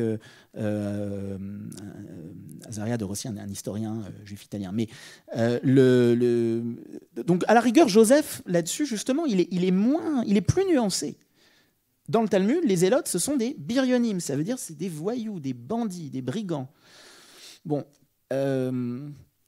Alors, on pourrait dire, oui, d'ailleurs, je crois que c'est un peu ce que dit Daniel Boyarin, c'est que Joseph n'est pas si éloigné que ça de la pensée talmudique, rabbinique, et que donc, en fait, ils pensent tous pareil, et qu'il faudrait un 3e son de cloche qui serait plus proche des Zélotes eux-mêmes. Sûrement. Mais moi, je trouve que pour le coup, ce 3e son de cloche, il existe un peu chez Joseph. Pas vraiment dans le Talmud, à part que dans le dialogue entre Rabban Yochanan ben Zakkai et Abba Sikara, son neveu, on voit de l'humanité chez Abba Sikara. Si on lit bien cette Agada, ce récit talmudique, il y a en fait une tension. C'est Abba Sikara d'ailleurs qui suggère à Rabban Yochanan ben Zakkai de se sauver en passant dans un cercueil, etc. Il lui dit d'ailleurs, il donne un détail glaçant, il dit il faut faire attention, il ne faut pas que les Zélotes portent ton cercueil, parce que les Zélotes savent le poids d'un mort. Et un mort, c'est plus lourd. Donc ça dit quand même que les sages du Talmud, ils n'aimaient pas les Zélotes, et qu'ils les voyaient comme des hommes de sang. Mais à la rigueur, de ce point de vue-là, oui, Joseph est plus... il a un peu cette voix alternative. Quand il dit « ces hommes sont possédés d'un amour de la liberté incommensurable, parce que pour eux, il n'y a qu'un seul Dieu, un seul maître, c'est Dieu », comme on dit d'ailleurs aujourd'hui encore dans Avinu Malkenu, Ein lanu melech ela ata, nous n'avons pas d'autre roi que toi. Il dit quelque chose de très fort là, et à mon sens, il dit du bien des Zélotes en disant ça. Et de même, encore une fois, que le discours d'Eliezer ben Yair, c'est l'une des pièces littéraires les plus extraordinaires jamais écrites.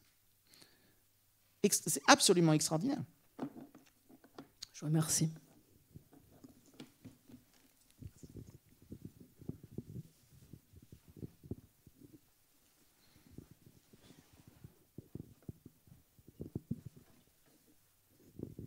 Oui, je voulais vous remercier. C'était vraiment très intéressant, en particulier finalement une articulation avec le temps long.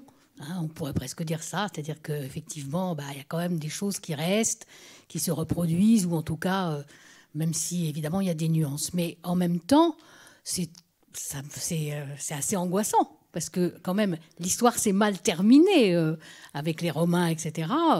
Et si effectivement les parallèles que vous nous faites avec le kahanisme, avec les 2 ministres fascistes au pouvoir en Israël, moi que je considère fasciste, c'est angoissant, parce que ça veut dire que c'est pas uniquement entre le Hamas et Israël, ou en tout cas le gouvernement israélien, que ça se passe, mais c'est dans la société israélienne. Oui. Je vais vous répondre ça s'est simplement. très mal terminé. Sur le temps long, ça s'est bien terminé. Oui, c'est vrai. Le peuple juif existe toujours. Il est sorti de tout ça, la tradition rabbinique, la Mishnah, le Talmud. des siècles et des siècles d'écriture, de réflexion. Et là, entre parenthèses, je ne fais pas mon diasporiste de service parce que, bon, il y a quand même un Talmud Yerushalmi. L'un des grands moments de renouveau spirituel du judaïsme, c'est la Kabbale lorianique à sa fête au XVIe siècle. Il ne faut pas oublier cette relation avec cette relation entre diaspora et terre d'Israël, justement. Bon, sur 2000 ans, je crois qu'on s'en sort pas si mal. Après, est-ce que nous... est-ce qu'on s'en sortira bien dans les prochaines décennies? Ça, non, je crois pas. Mais c'est pas si grave. Alors, sur le judaïsme diasporique, je vous suis complètement. Sur le fait qu'effectivement... Attendez, pardon de vous couper. Je rebondis juste sur une chose. Non seulement il ne faut pas perdre de vue l'importance de la terre d'Israël, mais il ne faut pas valoriser trop le judaïsme diasporique non plus. Oui, non, mais... Kahana, c'est un juif américain des quartiers difficiles de Brooklyn, etc. Et puis... vous savez, en dehors du Brit Aberyanim, dont j'ai parlé tout à l'heure, qui était quand même un truc assez minoritaire, à cette époque-là, les juifs fascistes, les vrais juifs fascistes au sens littéral du terme, en Italie, ils étaient antisionistes. Ça, on oublie parfois. Bien sûr. Radicalement antisionistes. Sans parler d'un certain juif fascisant en France aujourd'hui, d'origine algérienne, je ne vous dirai pas son nom, qui n'est pas connu pour être un grand sioniste. Donc, il faut... Mais tout ça pour dire que quel que soit... tout ça, c'est terrible. Et on va vivre des choses, je pense, terribles, de plus en plus terribles. Le 7 octobre ayant été quand même quelque chose d'abominable. Je ne serais pas étonné qu'on vive des choses pires encore dans les années qui viennent. Ben, en tout cas, c'est ce que votre... oui, voilà, oui. C'est pas la conclusion, mais enfin, ça peut être ça. Oui. Et en même temps, je suis d'accord avec vous que c'est pas la fin du peuple juif, c'est pas du tout ça que... Mais non. Sur Israël, c'est même si effectivement, comme vous le dites, il y a... Israël est revenu. Mais il restera quelque chose de ça, quoi qu'il arrive. Oui. Parce que le renouveau de la langue hébraïque, ce que la société israélienne a fait... dans les domaines des arts, des sciences, ou même tout simplement le rapport à la terre, qui est une bonne chose. Tout ça, ça restera. Et voilà. Et le peuple juif, à mon sens, est à peu près aussi éternel que la terre qui le porte. La terre, la planète, je veux dire. Un jour, on mourra tous de toutes les manières, parce que la terre explosera. Mais ça, je crois que c'est dans très, très, très longtemps. Mais non, sur Rabban Yochanan Ben Zakkai a accepté de mourir symboliquement pour renaître. C'est ce qui va nous arriver, peut-être. Peut-être, on va avoir des choses très dures dans les années qui viennent. Et d'autres vont subir des choses très dures et en subissent déjà. Je pense que les Palestiniens de Gaza vivent des choses très dures et qu'il y a une responsabilité juive là-dedans, même si elle n'est évidemment pas exclusive. Je dis juive, israélienne si on veut, mais enfin bon, la déclaration d'indépendance de l'État d'Israël fait que nous sommes tous juifs, citoyens de droit de l'État d'Israël. Il ne faut pas être hypocrite par rapport à ça. Et d'ailleurs, voilà... on a tous en Israël de la famille, des amis, on aime y aller, on a un lien avec ce pays, donc, et puis après tout, Kol Israël, Arevim Zelazé, on a une forme de responsabilité là-dedans, au moins spirituelle. Il ne faut pas négliger celle du Hamas, qui est, à mon sens, au moins en termes de cause plus importante. Et tout ça va être très dur, et ça va s'envenimer, et ça va être terrible, mais bon, on n'a pas de chance, c'est vrai, d'être au moment où ça se passe mal. Il y a eu des moments dans l'histoire juive où ça se passait mieux. Je pense que être juif en Pologne au XVIe siècle, ou d'ailleurs dans d'autres endroits, en Italie, c'était bien. Voilà. Si tant est que ce soit bien de vivre au XVIe siècle, les gens mouraient de tout un tas de maladies, de mortalité infantile, etc. Mais relativement, c'était quand même pas mal. Et souvent, les bons moments sont assez courts, par ailleurs. Je dis toujours que j'aurais aimé vivre à la belle époque. Mais en même temps, si j'avais vécu à la belle époque, soit j'aurais moi-même fait la guerre de 14-18, soit j'aurais vu mon fils mourir à la guerre de 14-18. C'est pas génial. J'aurais peut-être même, si j'avais eu la malchance de vivre un peu trop longtemps, vu la Shoah un peu plus tard. Finalement, bon, voilà. Peut-être qu'à la fin, on s'en sort pas si mal aujourd'hui. Merci.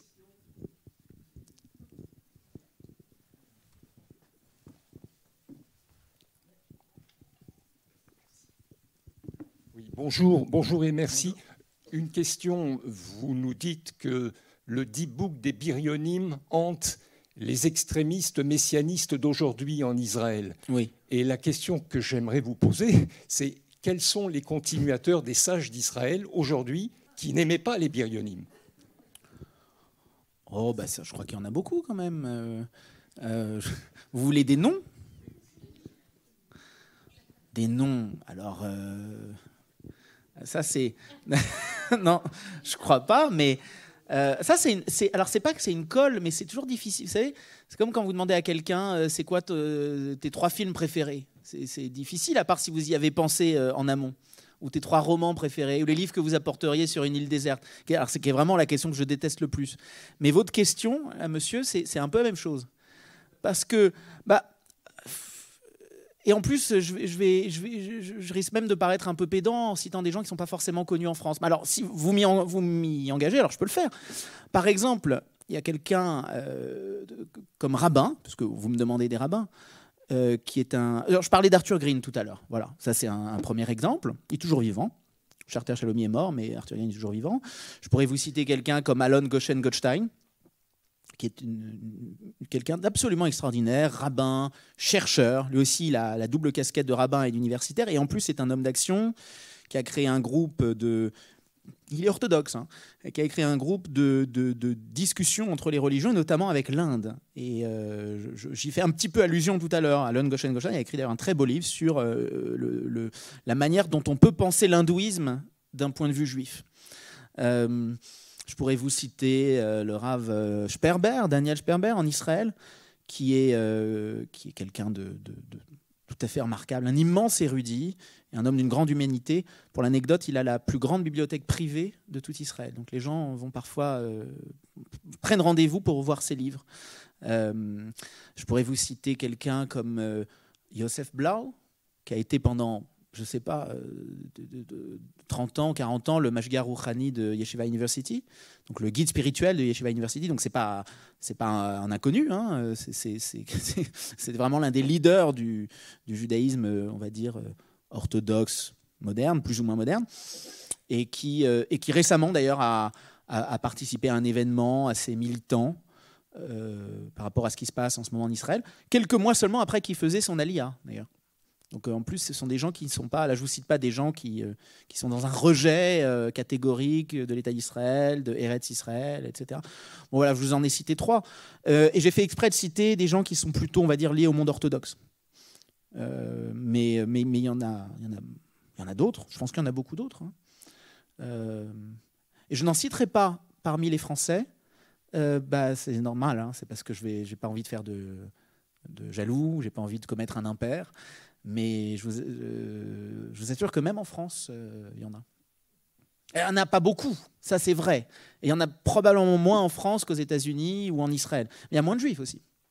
Et on n'a pas, en fait d'ailleurs, le grand drame du judaïsme français, c'est qu'il n'a pas d'institution éducative comme Israël ou les États-Unis. Je ne sais pas s'il y a des gens ici qui sont déjà allés à New York. Le JTS, le Jewish Theological Seminary, c'est un immense building. Yeshiva University, c'est une ville dans la ville.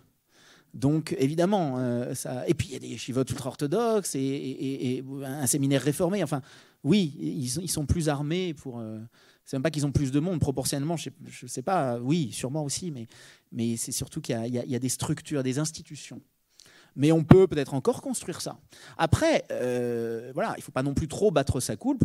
On n'est pas forcément aidé non plus par la société française dans son ensemble, qui n'est pas toujours très sympathique avec les Juifs, et avec le phénomène religieux plus généralement.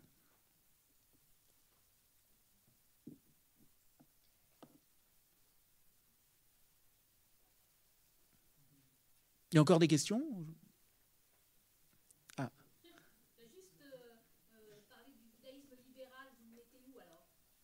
Dans les 4 philosophies, le judaïsme libéral, historiquement, il descend exactement comme les autres du judaïsme pharisien. C'en est une forme un peu alternative, mais il vient de là, tout autant. Alors je voulais juste vous dire, là je sais qu'il est un peu, on devait finir à 2h, il est 2h10, il y a une séance de dédicace pour ceux qui voudraient en haut dans la librairie du musée. Merci.